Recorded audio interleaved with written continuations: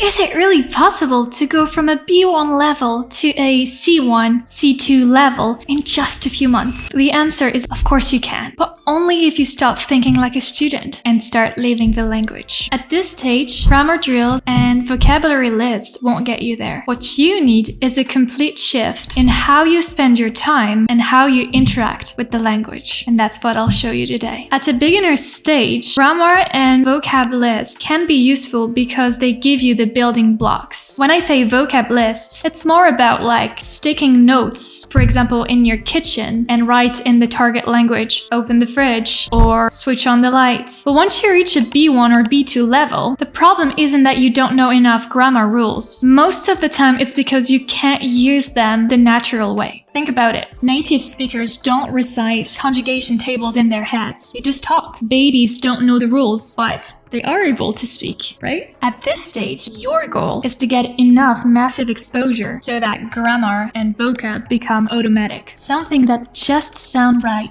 to you. If you want to sound natural, you need to surround yourself with the same content that native consumes. For example, news podcasts from NPR or the BBC. TV shows that people actually binge, not learner content, or at least just balance. You can also think about YouTube creators in your interests, like sports, fashion, tech, gaming, whatever you like. When I was learning English, I was obsessed with sports. I'm a big fan of rugby. I like watching national games like soccer, handball, and when I was younger, I learned Irish dancing. So for most sports, when I was watching them on the TV, I already knew the rules in my native language. So understanding them in my target language, which was English, was not that difficult. It was quite easy to understand what they were saying because I could link what was going on with what was said. That's the magic of context. So pick topics you already love and your brain will acquire new vocabulary and grammar structure much faster. You'll know you're improving when you'll stop translating in your head. Instead of thinking, how do I say this in English? Or how do I say this in French? You'll just say it naturally. That's when grammar and vocabulary have moved from conscious knowledge to unconscious habit. And trust me, this is one of the best feelings in language learning. Well, here's the method behind the madness. It's called comprehensible input. That means you learn best when the content is just slightly above your current level. If you understand 70 or 80% and the rest is a stretch, that's perfect. If it's too easy, you don't grow, and if it's too hard, you give up. It's all about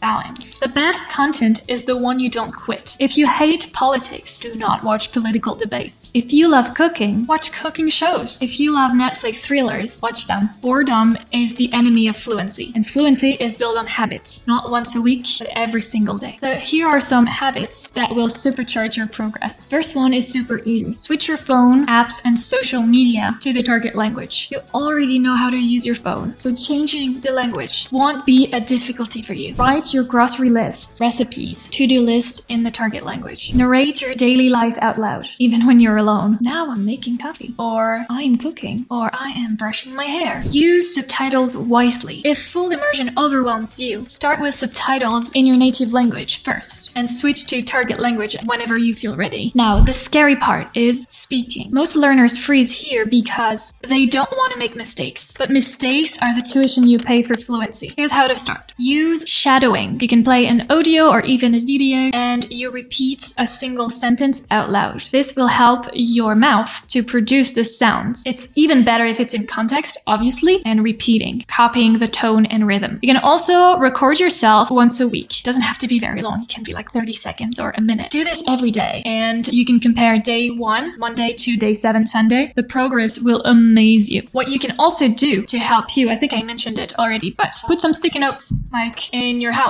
It will help you speak and narrate and record yourself. So if you're in your bathroom, then just put some sticky notes like un miroir, a mirror, or je me brosse les dents, I brush my teeth. Just a few sentences, like with the repetition, it's just gonna stick. Also, start small. Simple phrases, daily topics. Build comfort first and then complexity. When we teach a language, we start with, for example, I love bananas. And then maybe the next week we're gonna say, in the morning, I love eating bananas and apples. So just learn very short and add details, adjectives, and more structure to your sentence. But here's one major problem most learners face also. It's when it comes to actually speaking and interact with someone. Where can you actually practice speaking? You can listen to podcasts, you can watch shows, but when it comes to output, producing, and interacting, you often don't have someone to talk to in the target language. That's exactly why we built an AI tutor on immersion.co. You can get hours of speaking practice in a safe space without the fear of being judged or corrected too harshly. The AI tutor adapts to your level, whether you're still around the B1 level or already close to C1, and it keeps the conversation real. It will rephrase what you're saying, introduce new vocabulary and context, and push you just enough so that you grow every single session. And what's the best part with this AI is that it can also do crosstalk. So crosstalk is when someone speaks in the target language, but you keep speaking in your native language. So crosstalk. So this will be more input, but it's a good way also to just feel more comfortable at first when you speak. The best part with this is that it never runs out of patience. You can practice at 10 p.m. in your kitchen or 7 a.m. before school. It's always ready to have a conversation in French with you. That's how you go from knowing the language to living it. Writing isn't always the main goal when you learn a language, but it can be a powerful tool. Here's 3 things you can decide to do if you want to get your writing better. You could